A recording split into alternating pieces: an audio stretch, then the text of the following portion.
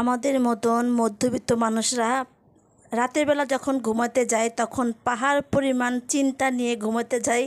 আবার সেই সেম একই সেই পাহাড় পরিমাণ চিন্তা নিয়ে আবার সেই ঘুম থেকে উঠতে হয়। তো হঠাৎ করে কেন ভিডিও শুরুতেই আমি এই কথাগুলি বললাম, সবাইকে বলতেছি অবশ্যই ভিডিওতে। তো সবাইকে অনুরোধ করতেছি আমার এই ভিডিওটা দেখার জন্য, পুরো ভিডিওটা দেখার জন্য। আসসালামু আলাইকুম, আশা করছি সবাই ভালো আছেন। আলহামদুলিল্লাহ, এই তো আমরা ভালো আছি। প্রতিদিনের মতন আরেকটা নতুন ভিডিও নিয়ে চলে আসলাম। তো শুরুতে কেন বললাম যে পাহাড় পরিমাণ চিন্তা নিয়ে আমাদের মতন মধ্যবিত্ত মানুষরা ঘুমাতে যায়। তো কী আর করার বলেন, যেহেতু আমরা মধ্যবিত্ত ঘরের মানুষ, যখন ঘুমাতে যাই তখন চিন্তা করি যে সকালবেলা উঠে কি করব, কি রান্না করে দিব, বাচ্চাদেরকে কি দিব না দিব, কি রান্না করব, সব কিছুই কিন্তু ওই রাতের বেলা ঘুমানোর সময় সেই টেনশন নিয়ে ঘুমাতে হয়, যেহেতু আমরা মধ্যবিত্ত মানুষ। তো এই তো, আর এই চিন্তা নিয়ে ঘুমিয়েছিলাম যে সকালবেলা উঠে কি করব। তো ওই সময় তো সকালবেলা তেমন কিছু ছিল না, কোনো নাস্তা পানিও তেমন তৈরি করতে পারিনি। তো হাতে টাকাও ছিল না, বাচ্চা বাবা বাসায়ও ছিল না, তো তেমন কোনো কিছু আয়োজন করতে পারিনি। তো সকালবেলা ছোটো মেয়ে বলল, আম্মু একটু আতপ চালের একটু জাউ রান্না করে দাও। তো আমি বললাম ঠিক আছে। তো ওই বানাইছে, ছোটো মেয়ে বানাইছে।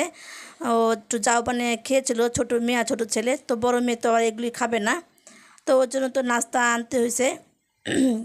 তো যাই হোক, রান্না করার মতন তেমন কিছুই ছিল না। অনেকটা সময় বসেছিলাম, চিন্তা করতেছিলাম কি রান্না করব। ওর আব্বু এখনও, মানে বাচ্চার আব্বু এখনও টাকা পাঠায়নি, কী রান্নাবান্না করব। তো যাক, আমার কাছে যা ছিল তো টুকটাক সব কিছু নিয়ে আসছি। তো 8টা ডিম নিয়ে আসছিলাম, আর আগে 2টা বেগুন ছিল। 2টা বেগুনের একটা বেগুনই নষ্ট হয়ে গিয়েছে। তো একটা বেগুন ছিল, একটা আলু ছিল, আর 3 পিস শিং মাছ ছিল। তো ওইগুলো দিয়ে আমি কোনো রকম আজকের এই তো হালকা পাতলাভাবে রান্নাবান্না করতেছি। তো ডিম নিয়ে আসছিলাম, তো বাচ্চা তো ওই তরকারিটা খাবে না, শিং মাছের তরকারি। তো মেয়েরা বললো যে আম্মু 2টা ডিম ভেজে দিও সাথে। এই তো আমার রান্নাবান্নাও প্রায় হয়ে আসতেছে। এজন্যই বলেছিলাম আমাদের মতন মধ্যবিত্ত মানুষরা প্রচুর পরিমাণ টেনশন নিয়ে ঘুমায়, আবার সেই টেনশন নিয়ে উঠতে হয়, কারণ কি করব না করব সব কিছুই কিন্তু মাথার মধ্যে ঘুরপাক করে। আর এই তো কথা বলতে বলতেই রান্নাবান্না আমার প্রায় শেষ পর্যায়ে এসে পড়েছে। তো চচ্চড়ি করে নিলাম একটু বেগুন আলু দিয়ে। তো ওই অল্প একটু তরকারি ছিল, অল্প একটু তরকারি রান্না করলাম, ভাত হয়ে গেছে। আর মেয়ে একটু সেমাই খেতে চেয়েছিল, এই সেমাইটা ওর ফুপ্পির বাসায় খেয়েছিল। তো ছোটো মেয়ে বলল, আম্মু আমি একটু খাবো। তো আমি বলছিলাম যে ঠিক আছে নিয়ে আসো।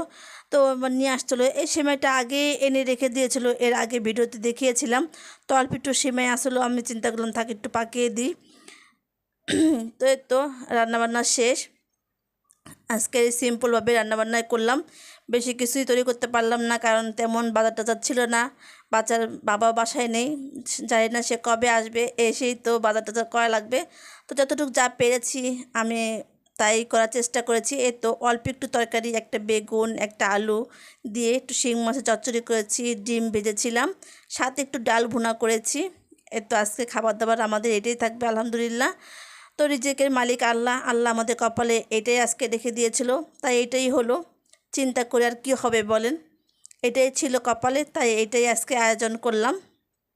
তো অবশ্যই জানাবেন যে কেমন হলো এই সিম্পল রান্নাবান্নাগুলি, অবশ্যই জানাবেন। যদি ভালো লেগে থাকে আমার ভিডিওতে কোথাও কোনো অংশে আমার কথাবার্তা, আমার কাজকর্মে, তাহলে অবশ্যই আমার এই ছোট্ট চ্যানেলটি অবশ্যই আগে একটা লাইক দিবেন। যদি ভিডিওটা ভালো লেগে থাকে তাহলে আমার চ্যানেলটি সাবস্ক্রাইব করে পাশে থেকে যাবেন। তো এই তো বাচ্চা কাচ্চা নিয়ে খেতে বসে গেলাম। তো মেয়েরা বললো, তো আম্মু শিং মাছ রান্না করছে কেন? তো আমি বললাম, মা গো বাসাতে তেমন কিছু নাই, তো যা ছিল তাই একটু রান্নাবান্না করলাম। তো ওরা তো এটা খেতে চায় না, তো কী আর করার, তো এর জন্য একটু ডিম ভেজে দিয়েছি। আর ওরা ওরকম কোনো বায়নাও করে নাই। তো আমি প্রথমে চেয়েছিলাম ডিমটা ভুনা করব, তো ছোটো মেয়ে বলল, বড় মেয়েও বলল তো ডিম ভুনা করা লাগবে না আম্মু, ভেজেই দাও। তো ওদের কথা অনুযায়ী তো আজকের আয়োজনটা করা হয়েছিল। তো সবাই মিলে খেতে বসে গিয়েছি। তো কেমন হয়েছে অবশ্যই জানাবেন। তো আমার কাছে ভালোই লেগেছিলো তরকারিটা। তো আজকে ভিডিওটা এই পর্যন্তই রাখলাম। সবাই ভালো থাকবেন। আসসালামু আলাইকুম।